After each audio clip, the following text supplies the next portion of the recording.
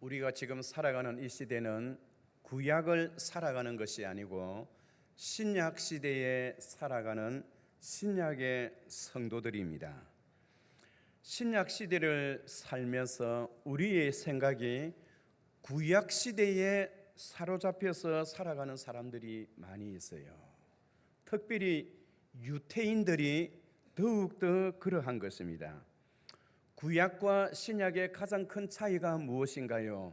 구약의 가장 중요한 점은 하나님이 메시아를 보내주시겠다라는 그런 하나님의 약속이고, 신약의 가장 중요한 점은 하나님이 구약에서 약속하셨던 그분이 이 땅에 오셨다라는 거예요. 그런데 예수님이 이 땅에 오셨는데도 불구하고 아직까지 메시아를 기다리고 있는 사람들이 있어요. 그런 사람들은 참다운 성도라고 볼 수가 없는 것입니다. 신약과 구약의 가장 큰 차이는 예배에서부터 다른 것입니다. 구약에서는 하나님을 만날 때에 어떻게 만나느냐? 짐승을 잡아서 짐승의 피를 가지고 하나님을 만나는 거예요. 제사를 드리는 것입니다.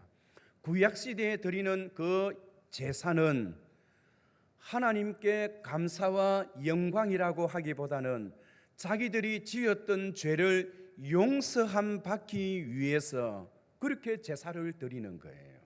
그러나 신약 시대의 예배는 어떠합니까? 죄 용서함 받기 위해서 예배를 드리는 것이 아니라 하나님께서 우리의 모든 죄를 사하여 주셨으므로 그 죄 용서해 주신 하나님의 은혜가 감사해서 찬양으로 감사의 마음을 하나님 앞에 드리는 것이 신약의 예배인 것입니다. 요한복음 4장 23절에 보면 아버지께 참되게 예배하는 자들은 영과 진리로 예배할 때가 오노니 곧 이때라 아버지께서는 자기에게 이렇게 예배하는 자들을 찾으시니라 라고 하셨습니다.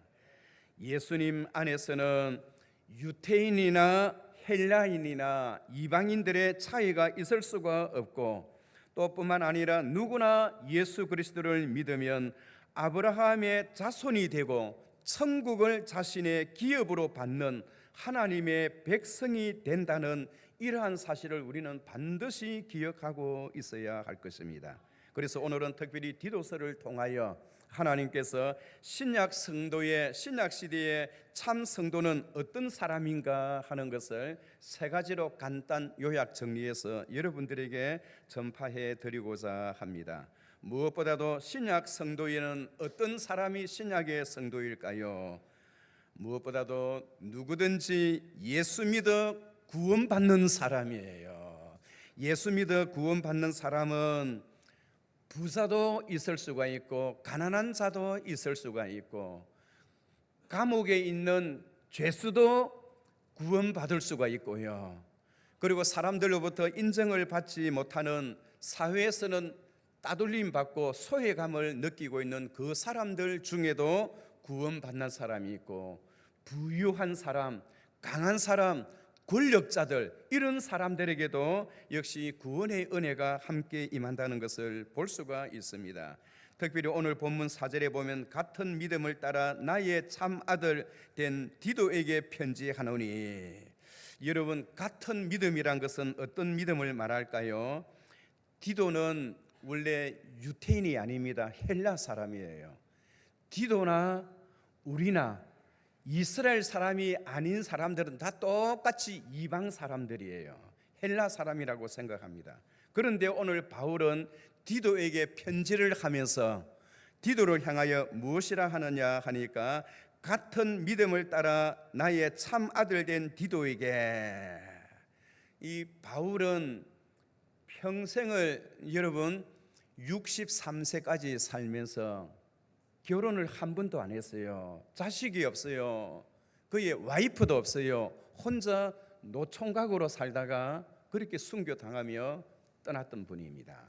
그런데 이 사도 바울은 평생에 결혼을 해서 자식을 낳지 않았지만은 평생에 항상 세 사람에게만 나의 믿음의 아들이라고 인칭함을 받는 사람이었어요.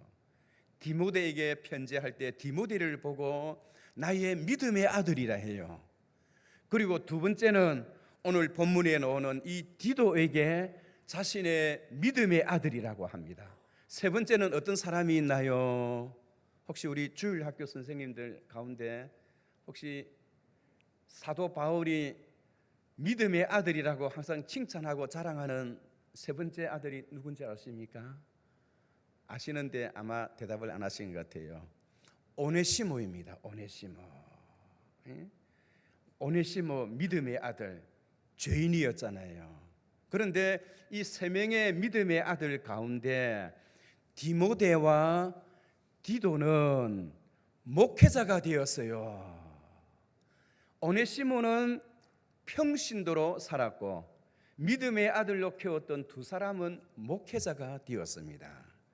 그래서 이 디모데는, 이 바울은 여러 성도들이 있지만은 특별히 자신을 보고 믿음의 아들이라 할 정도 같으면 얼마나 관계가 가까운가, 또 서로 믿을 수 있는가, 신뢰할 수 있는가라는 걸 볼 수가 있어요. 오늘 이 디도는 이스라엘 사람이 아닌데 저와 여러분 같은 외국 사람이, 이스라엘 사람들 입장에 보면 이스라엘 사람이 아닌 다른 나라 사람이에요.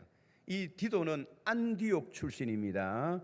안디옥 출신에서 이방 지역이에요. 우리나라 말로 한다면 일본이나 중국이나 필리핀 출신이라고 생각하시면 될 것입니다. 그런데 바울은 1차 전도 여행 때에 이 디도를 만나서 전도를 했는데 그때부터 디도는 바울을 따라다니기 시작하는 거예요. 그런데 사실 보면 이 디도가 얼마나 열정적인 그런 믿음을 가지고 있느냐 하니까, 특별히 이 디도는 바로 이 많은 사람들 가운데 여러분 한번 생각해 보세요. 사도 바울이 전도해서 세웠던 교회들 가운데 가장 말썽이 많은 문제를 가지고 있던 교회가 고린도 교회예요. 그래서 바울은 고린도 교회를 해결하기 위해서 아볼로를 보내었고, 그리고 두 번째로 디모데를 보내었어요. 그러나 그들은 그 고린도 교회의 문제를 해결하지를 못했습니다. 그런데 누구를 보내었느냐? 세 번째로 디도를 보내었어요.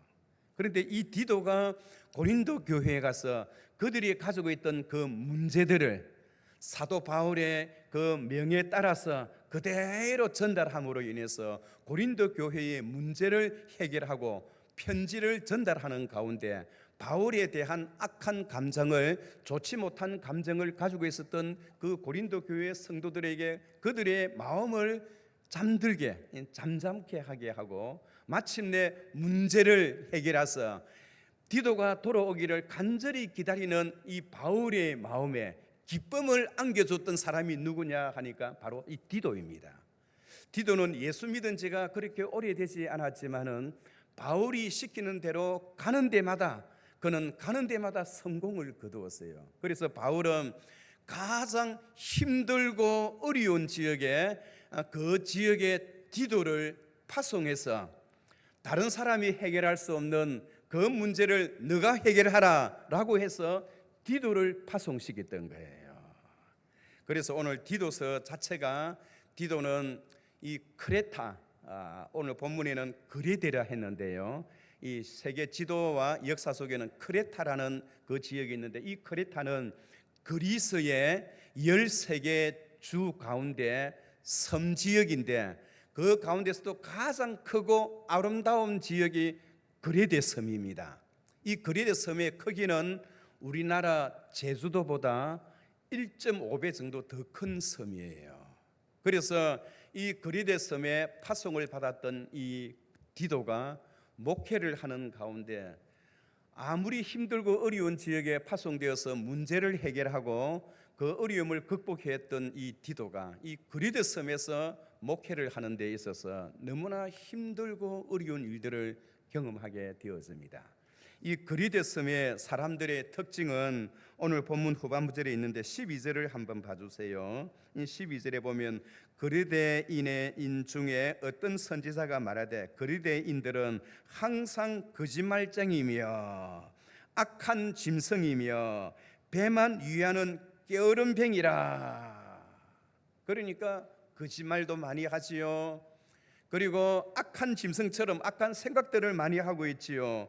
그리고 사람들이 게을러서 섬사람이 되노니까 게을러서 자기 배만을 위하는 그러한 사람들로 가득 차 있는데, 그런 사람들이 예수를 믿어서 교회에 오게 되었어요.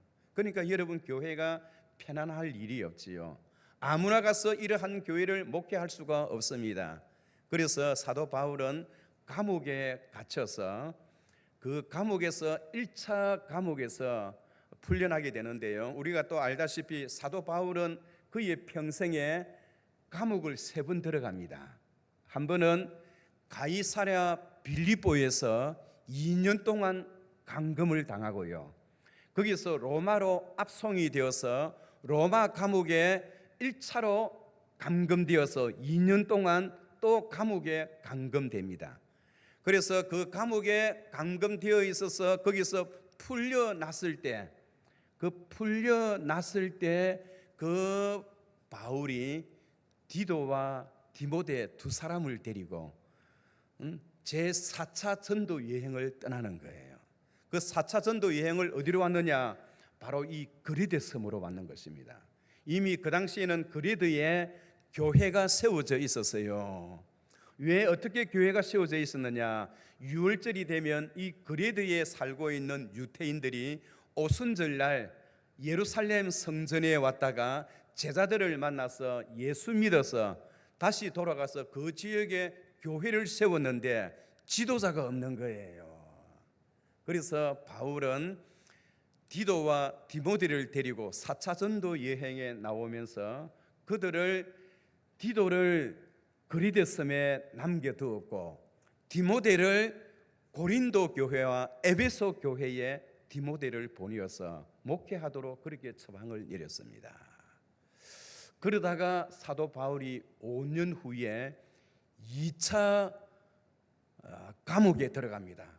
그때는 이미 이 로마의 황제가 되는 새로운 황제가 여러분 바울을 잡아들이라라는 그러한 명령을 내려서, 과거에 바울이 아무런 죄가 없다는 것이 드러났고 일사부재리의 원칙에 의해서 무죄를 선고받았는데도 불구하고 네로 황제는 바울을 다시 잡아들이라 그리하여 2차로 감옥에 갇히게 되었어요.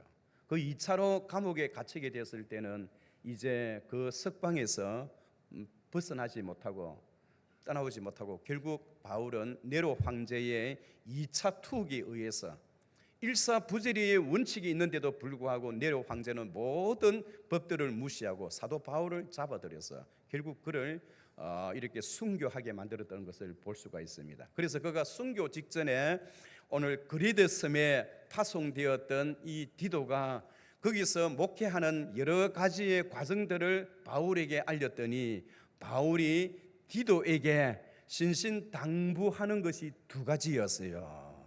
그 신신당부하는 것이 2가지가 무엇이냐 하니까, 무엇보다도 내가 너를 이곳에 남겨두었던 것은 다른 사람이 할 수 없고 너만이 할 수 있는 하나님의 뜻이다라고 하면서, 그 헬라 사람들이 이 그리드에 살고 있는 사람들은 거짓말을 잘하고 약속을 잘 어기고 오늘 예수 믿는다 했다가 내일 언제 내가 예수를 믿는다고 했느냐, 그냥 교회는 그냥 한번 출석했을 따름이다라고 하면서 교회가 혼란 속에 있고, 그리고 뿐만 아니라 그 지역에 살고 있는 많은 이방 사람들의, 헬라 사람들의 철학 사상으로 교회를 흔들고 있었어요.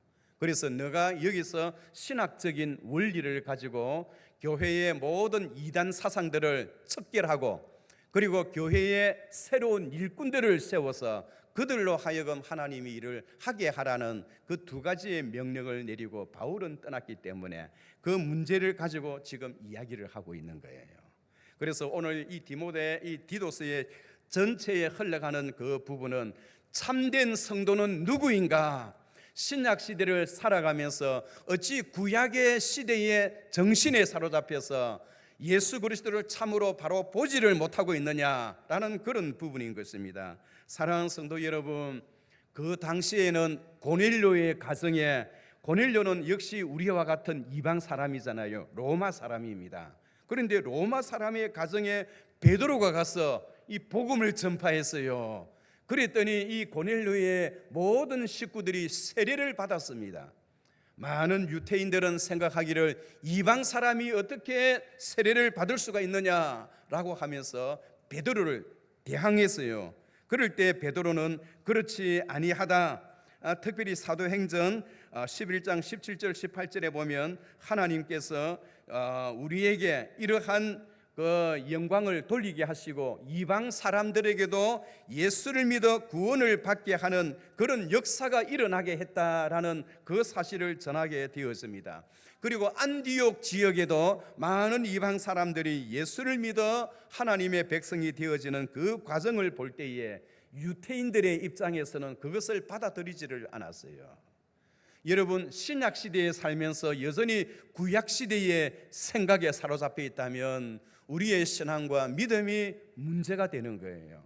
오늘 우리가 하나님 앞에 나와서 예배를 드리는 것, 죄 용서함 받기 위해서 예배를 드리는 것이 아니라 죄 용서함은 이미 하나님께서 저와 여러분들의 모든 죄를 용서해 주셨으니 하나님의 그 은혜가 커서 우리가 하나님 앞에 나와서 지금 예배를 드리고 있는 거예요.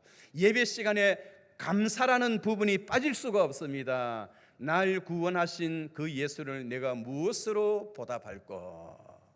하나님 앞에 늘 감사하는 마음으로 우리가 예배에 참여해야 할 줄 믿습니다. 그래서 사실 보면 이 디도는요, 사도행전 15장에서 제1차 종교회의가 열려요.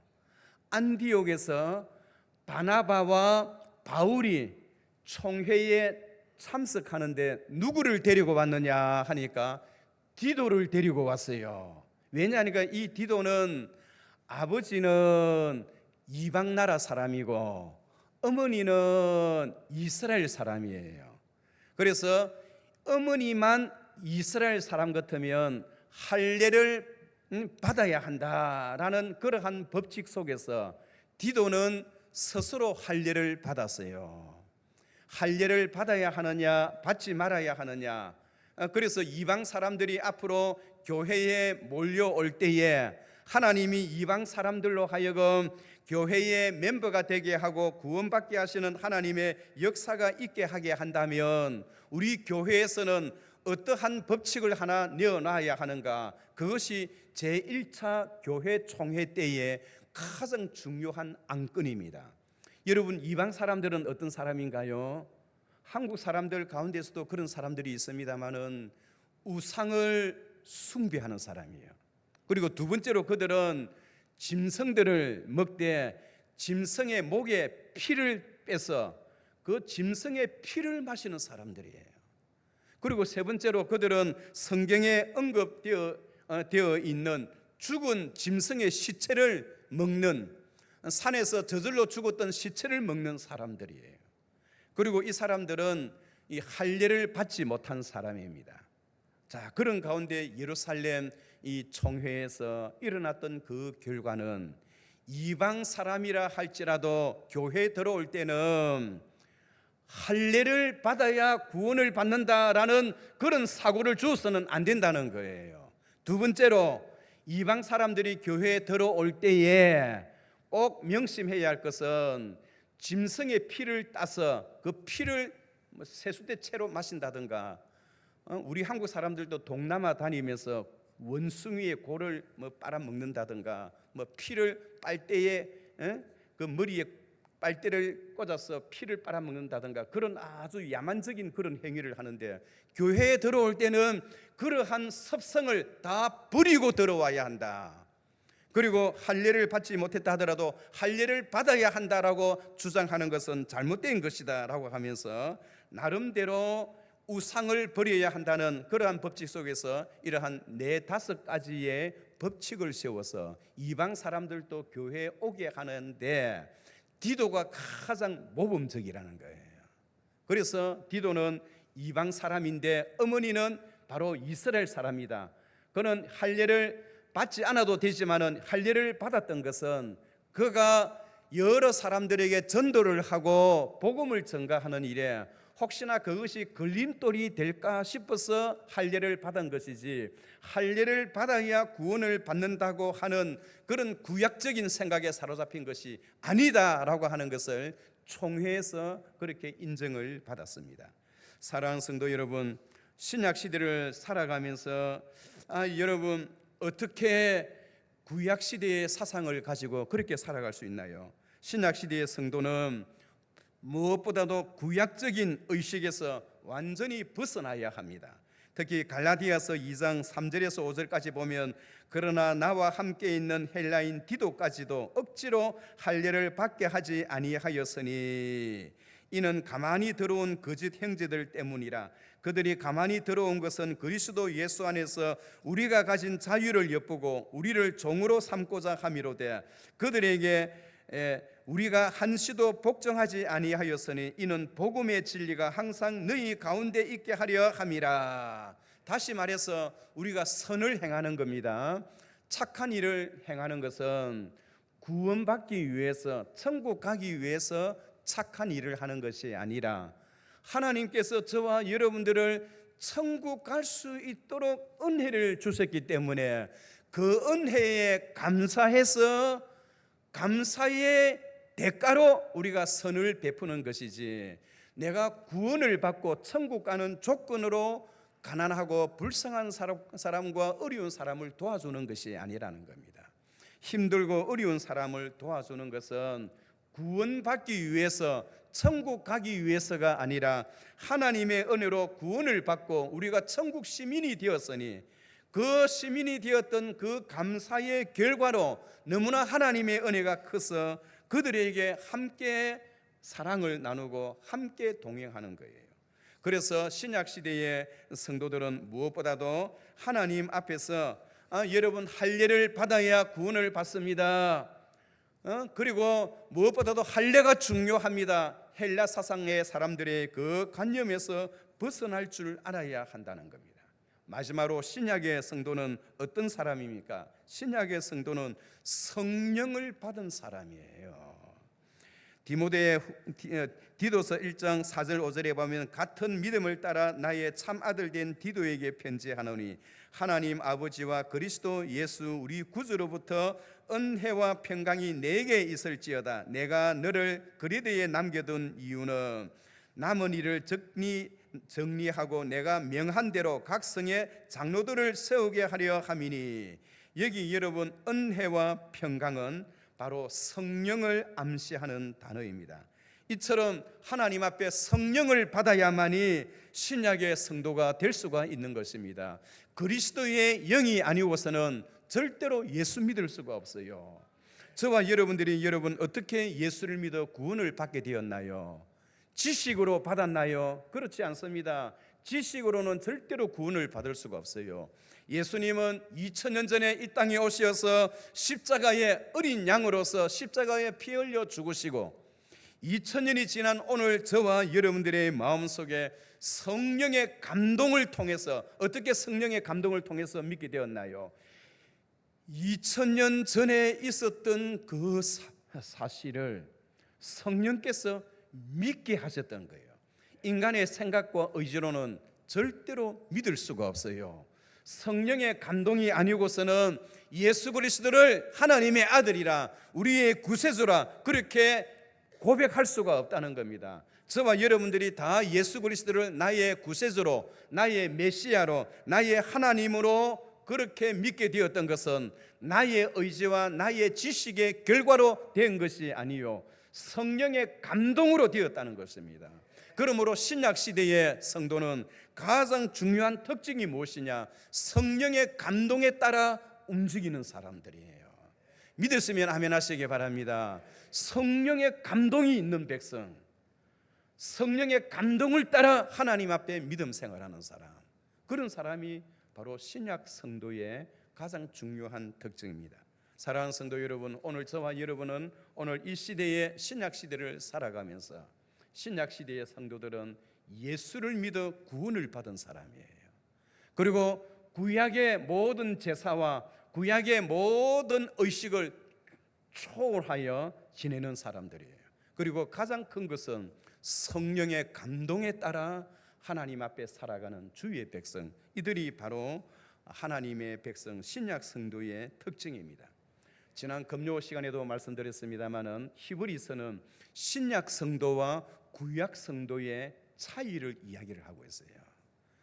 구약에는 사울과 같은, 그리고 다윗과 같은, 솔로몬과 같은 나라를 40년이나 통치했던 그러한 왕들이 있지만은 아무리 화려하고 하나님 앞에 복을 받은 그런 사람이라 하더라도 그들은 신약 시대에 살아가는 저와 여러분들을 부러워하게 되어 있습니다. 그 이유는 그들은 40년을 통치했지만은 저와 여러분들은 예수 그리스도께서 하나님의 보좌에 앉으셔서 이 땅을 통치할 때에 저와 여러분들을 영원히 왕노릇하게 하는 그 자리까지 주님께서 인도하게 되시기 때문에 구약 시대의 사람들보다 신약 시대에 살아가는 사람들이 월등히 하나님 앞에 우위에 있고 더 복받은 사람들이라, 복받은 성도라는 것을 우리에게 가르쳐 주고 있습니다. 사랑하는 성도 여러분, 오늘 저와 여러분들은 바로 구약 시대의 다윗이 우리를 부러워하고 화려한 왕 솔로몬이 우리를 부러워하는 디도와 같은 신앙과 믿음을 가진 신약의 성도라는 사실을 잊지 마시고 늘 하나님 앞에 제사가 아닌 예배로 감사함을 드러내는 우리 모든 성도들이 되시기를 주의 이름으로 축원합니다. 거룩하신 하나님 아버지, 주님의 은혜를 감사하나이다. 우리가